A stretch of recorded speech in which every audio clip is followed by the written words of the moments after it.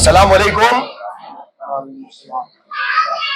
शील बुमरा कौसा, यहां पर पिछले 13 जून से जो हाईकोर्ट के आदेश के बाद थाने मनपा द्वारा कार्रवाई की जा रही है, जिसका सबसे ज्यादा शिकार जो है वो शील विभाग हुआ है। एवी के कंपाउंड लगभग 20 से 21 बिल्डिंगें जमींदोज हुई। दोस्ती सर्विस रोड पर लगभग 3 बिल्डिंगें जमींदोज हुई। कौसा शील रोड पर गुलिस्तान होटल के पास एक बिल्डिंग जमींदोज हुई। शील भट्टी गली के अंदर सफा के पास एक बिल्डिंग जमींदोज हुई। रहने वाले परिवारों को खाली करके बिल्कुल पुलिसिया बल का इस्तेमाल करके ये तमाम कार्रवाई की गई। जैसा हम शुरू से लगातार कह रहे हैं कि 12 जून को जो हाईकोर्ट के जस्टिस गिरीश कुलकर्णी और जस्टिस आरिफ डॉक्टर, इनकी बेंच का ये जो ऑर्डर है, ये ऑर्डर एक तरफ जहां स्पेसिफिक एवी के कंपाउंड के लिए था, तो इसी ऑर्डर का दायरा इन्हीं दोनों जजेस ने बढ़ाते हुए पूरे ठाणे मनपा क्षेत्र के लिए इसको लागू किया था। यानी 9 प्रभाग समितियों के तमाम हर तरह के अवैध निर्माणों को ठाणे मनपा को तोड़ना था, उस पर कार्रवाई करनी थी। लेकिन इसमें किस तरह का पक्षपात हो रहा था, किस तरह से जो है ठाणे मनपा प्रशासन, उसके अधिकारी अपनी चमड़ी बचाने के लिए, अपनी कुर्सी बचाने के लिए हाईकोर्ट को गुमराह कर रहे थे। अब ये पूरा मामला चल रहा था 2 महीने से लगातार ये कार्रवाई का सिलसिला चल रहा है, और आखिरकार जब बात अनम पैलेस की आई तो एक स्टैंड लेना पड़ा, एक भूमिका जो है वो लेनी पड़ी, और उस पर जो है अटल होने के बाद ये सिलसिला अब कारवा बन चुका है।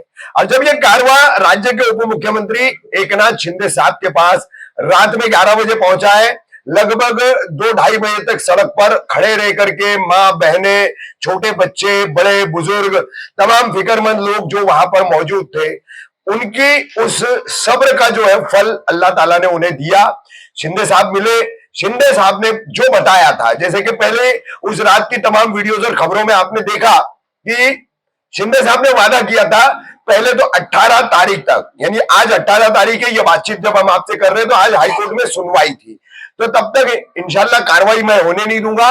और उसके बाद हाईकोर्ट में हमने जो मौजूदा त्योहारों का सिलसिला चल रहा है, जैसे अब आप देख सकते हैं कि 15 अगस्त का त्योहार गया, फिर श्री कृष्ण जन्माष्टमी का त्योहार गया, अब गणपति का त्योहार शुरू हो रहा है। तो इन त्योहारों के चलते और अक्सर अब ये मौसम विभाग की चेतावनियों के चलते रेड अलर्ट, ऑरेंज अलर्ट जो लगातार लग रहे, तो इन वजह से जो है पुलिस बंदोबस्त अवेलेबल नहीं है, कार्रवाई फिलहाल नहीं की जा सकती, ये हाईकोर्ट को बताया जाएगा।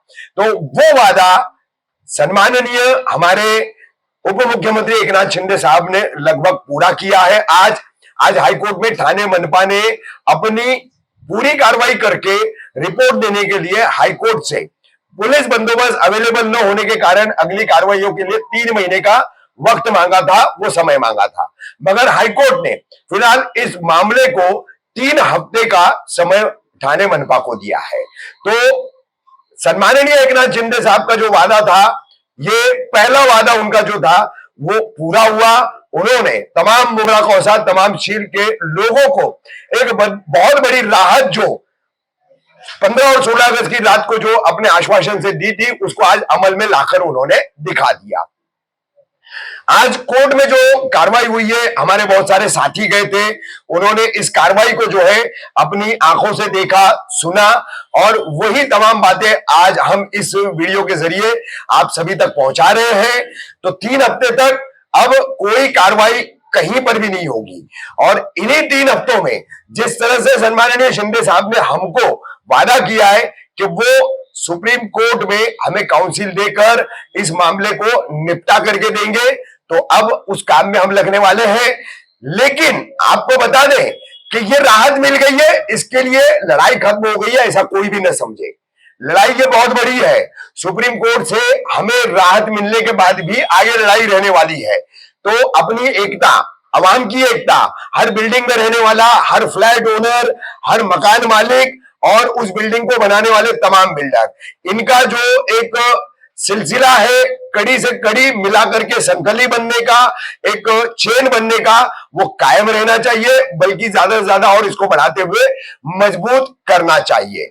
क्योंकि आगे इस तरह के और बहुत सारे इम्तिहान आने वाले हैं, ऐसी बहुत सारी मुसीबतें आने वाली है, तो नई मुसीबत आएगी, नए से शुरू करेंगे, ऐसा नहीं होना चाहिए। इसलिए ये यूनिटी, ये एकता कायम रहनी चाहिए, आवाम की भी और काम करने वाले, काम कर चुके लोगों की भी। बहुत सारे लोग कमेंट में बोल रहे हैं क्या अब इल्लीगल बंद होना चाहिए, तो भाई ठीक है, ये आगे की बहस की बात है, बंद होना चाहिए, शुरू रहना चाहिए, जो भी है। पहले जो छतें बन चुकी है, जो इमारतें बन चुकी है, ये उसको बचाने की लड़ाई है, तो फोकस उस पर आप कायम करें।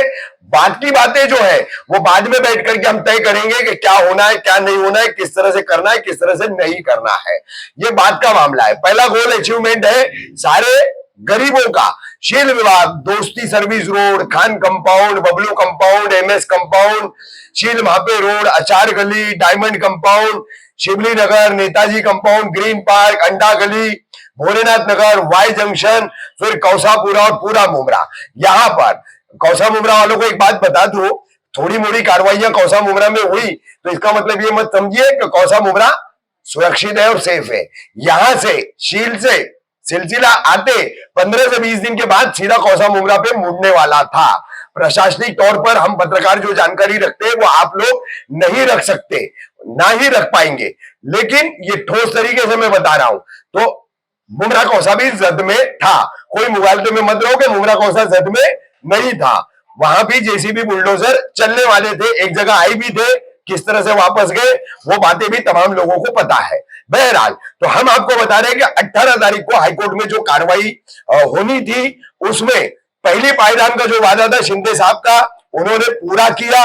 उन्होंने हमको राहत दिलाई, 3 सप्ताह का, 3 हफ्ते का, 3 वीक्स का टाइम हमको मिला है। अब हम आगे सुप्रीम कोर्ट बढ़ेंगे और सुप्रीम कोर्ट से स्टे आने के बाद में हमें निश्चित तौर पर राहत मिलेगी। मगर सिलसिला जारी रहना चाहिए, एकता बनी रहनी चाहिए, यूनिटी कायम रहनी चाहिए। आने वाली नई मुसीबतों का सामना करने के लिए हमारा एक रहना जरूरी है। अंत में मैं इतना ही कहूंगा कि इस पूरी लड़ाई को शुरू करने के बाद इस लड़ाई में शामिल होकर के शाना बशाना अपना रोल निभाने वाले शिवसेना से जुड़े हुए अनवर कच्ची साहब हमारे साथ मौजूद है, वो भी अपने 2 शब्द जो है यहां पर कहें। अस्सलाम वालेकुम, नमस्कार। आज 18 तारीख है, कोर्ट ने 3 हफ्ते का टाइम दिया है।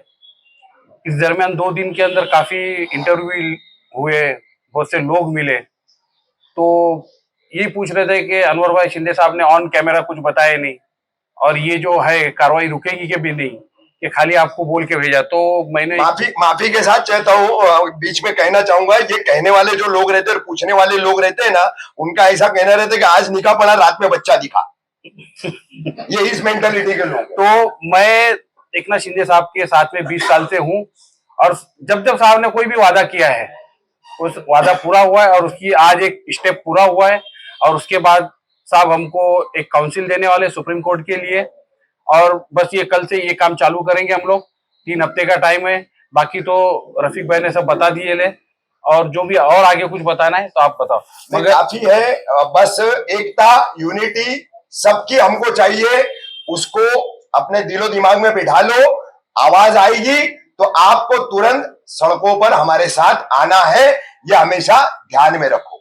और एक बात मैं और बताना चाहूंगा, ये तो मामला हुआ पूरा सिल विभाग के अंदर, वाई जंक्शन से इस तरफ, मगर मुमरा के उस तरफ मैं एक बात बताना चाहूंगा कि करीब करीब 500-600 बिल्डिंग ऐसी है जो धोखादायक के लिस्ट में है, और उसको भी तोड़ने का ऑर्डर था, मगर वो टलते जा रहा। मगर आज ना कल 1-2 साल के अंदर वो भी, मगर साहब से हमने उसका भी वादा लिया है, और साहब ने कहा है जितनी भी धोखादायक बिल्डिंग है उसको हम लोग क्लस्टर के अंदर लेंगे, और जितने टैलेंट है उनको क्लस्टर के अंदर हम लोग रूम देंगे।